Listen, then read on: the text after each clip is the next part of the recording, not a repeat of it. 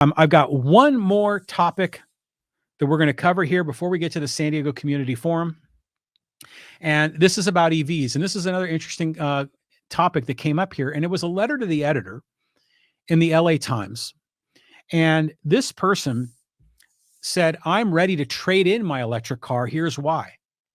She was done with this. She doesn't want to continue to use her EV. She said, I love the EVs and the sticker to use the HOV lane and the routine maintenance costs are really low. And that's all true. She says, but after 3 years, I'm thinking seriously of trading it in for a gas powered hybrid plug-in version. Why? Because as much as I love my car, I loathe that I can't travel around California, a state that's led the electric car revolution, with confidence that I can get a charge when I need one. Yes, there are significantly more public charging stations than when I first got behind the wheel of my Kia Niro EV in January of 2020. But there are also significantly more electric vehicles vying to use them, and still vast areas of the state without single fast chargers. Chargers are more reliable now, but oftentimes I find that, about 25% of them aren't working. And apparently that data is confirmed in the Bay Area by researchers that, about 25% of the charging stations are broken. So this is interesting. Now, because we were just saying how EV sales have been skyrocketing the last 2 years. Yeah. And we hear this comment, oh, we need more electric vehicle charging stations. Well, we do, but how bad is it? Now, I'll just tell you my experience. Now, I live in a single family home with a garage, and we have an electric charging station in our garage. The station itself costs us I think it was about $500.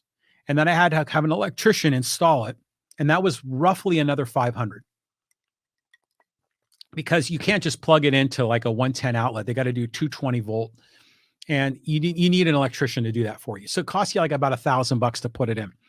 We have one charging station in our garage. We share it amongst our two cars. We have a Tesla Model 3 and a Hyundai Kona EV. And it's a great system. We share it. We alternate use of it. It's never a problem. And for my wife, she never has to use a public charging station because she generally doesn't go on long road trips. And if we do, I'm the one driving, and usually we'll take my car. And for me, 90% of my charging is handled by the electric charging station in my garage. But when I'm on the road and I have to use a public charging station, I personally have had very little trouble. Have I ever encountered stations that don't work? Yeah, I have. I use an app called PlugShare, or you can go to plugshare.com that shows you where all the stations are, and people will self-report if some of those stations are broken. So you can plan ahead. But yeah, sometimes you get to a place and the thing breaks. That happens. Because it's part of this evolution as they're putting them in. When you're driving an EV, like I said, I started over 10 years ago.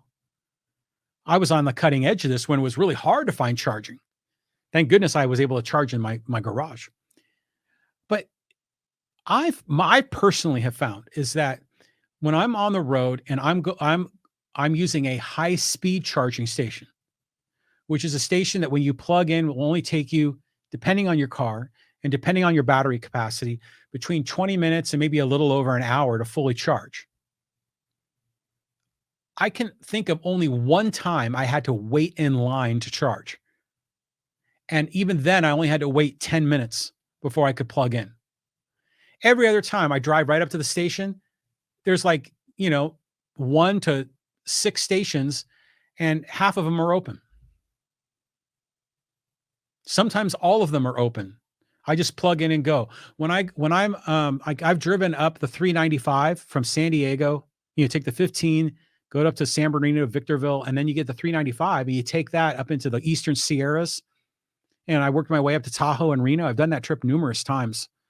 That trip, there are rest areas along that trip that have a high-speed charging station that is free, that you don't have to pay a nickel to use. Oh, you pay for it with taxes. And I've never had to wait. I just drive right in, plug in, go. Never a problem.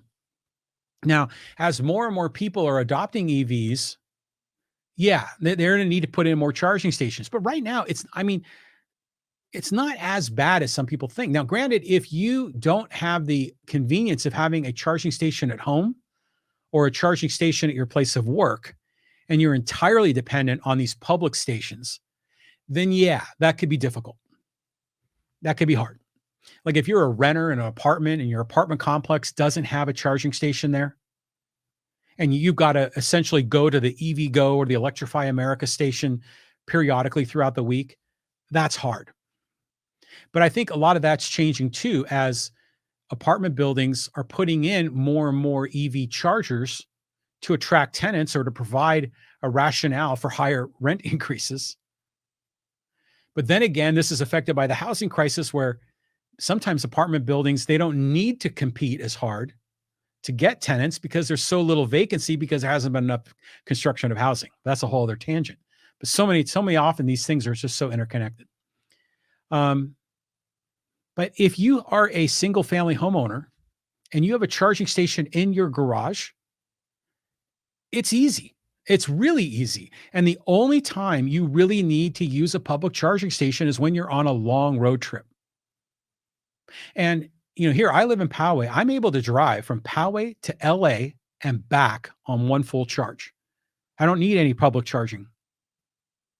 Now, that's on a car that has a range of over 250 miles, and it's cutting it short by the time you get home, but it's doable. The only time I've ever had to use public charging stations is when I go on longer trips to San Francisco, to Tahoe, to Reno, to Vegas, to Tucson. I remember I even drove once out to Albuquerque in 2018. Now, that was an adventure. It was a lot of fun. I did a whole podcast episode on that trip because in 2018, there was very little charging infrastructure in New Mexico. I mean, almost none. And same with Eastern Arizona. But I pulled it off, and I was really proud of that. It was kind of fun. It was like an adventure. It was like hunting for a treasure map and oases in the desert to find these charging stations. But I made it work. But now it's way easier because there's way more charging stations. And yeah, there's more people that are getting EVs. But I think the private market is already installing a lot of these high-speed charging stations from Electrify America, from EV Go, from ChargePoint. And a lot of other companies are getting involved in this. Volkswagen, by the way, when they had that emissions fraud case that was about 5 or 6 years ago, they had to pay a huge fine. It was like $1 billion or more. And that money is actually being spent to put in more EV charging infrastructure. So you've got private companies that are just doing it on their own. You get private companies that are doing it because they're getting money from these lawsuits. And then there's also this government initiative to subsidize installations, or in some cases to build their own and install them on government property, like at rest areas or in library parking lots and a lot of those sorts of things. That's already happening now. So it's interesting to me now that she said that. Now, granted, this is from the LA Times. So if you live in LA, it's different. LA, and I've had to charge in LA before, and it's not as easy, especially when you're kind of off the beaten path, when you're not like on a freeway that's like a main drag. Like if you're on the 15 between San Bernardino and Vegas, as an example, there are places along the way, like you get to Baker and there is a ton of, where the world's largest thermometer is, there's a ton of charging stations there. But, because that's a major thoroughfare. But if you're like in LA and you're kind of not on a major freeway, or you're on a side street, or you're on Wilshire Boulevard or Santa Monica Boulevard or some other big artery, yeah, it can be hard to find the charging stations, and sometimes they're going to be broken. But it's all part of the natural evolution of this. I mean, EVs are not for everybody, but EVs, I think, are great for most people, especially if you own your own home. If you're a renter, it's a lot harder. So anyway, so she's thinking about turning in her car. And she says, when I chose an electric vehicle, I says, I knew it meant an extra 30 minutes in travel time for each charging stop during a road trip.